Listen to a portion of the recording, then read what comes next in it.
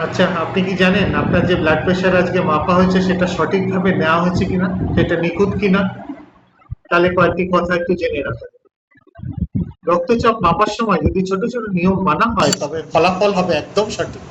রক্তচাপ মাপার আগে অন্তত 30 মিনিট ধূমপান, চা, কফি বা খাবার খাবেন না। অন্তত 5 মিনিট চুপচাপ অবশ্য বিশ্রাম নিন। মাপার সময় 8টি নিয়ম মনে রাখুন। কথা বলবেন না। হাত টেবিলের উপর হৃদয়ের সমান উচ্চতায় রাখুন। কাপ বা বেল্ট সরাসরি বাহুর ওপর লাগান। আপনার হাতের মাপ অনুযায়ী কাপ ব্যবহার করুন। 2 পা মাটিতে রাখুন। কোনোভাবেই ভাঁজ করবেন না।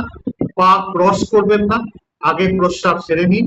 পিঠ চেয়ারের সঙ্গে লাগিয়ে বসুন। একবার মাপার পর 30 সেকেন্ড বিরতি দিয়ে আবার 2বারের গড়মানটাই হবে আপনার আসল রক্তচাপ।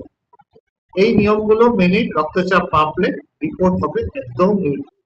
সবাই সুস্থ থাকুন, ভালো থাকুন, নমস্কার।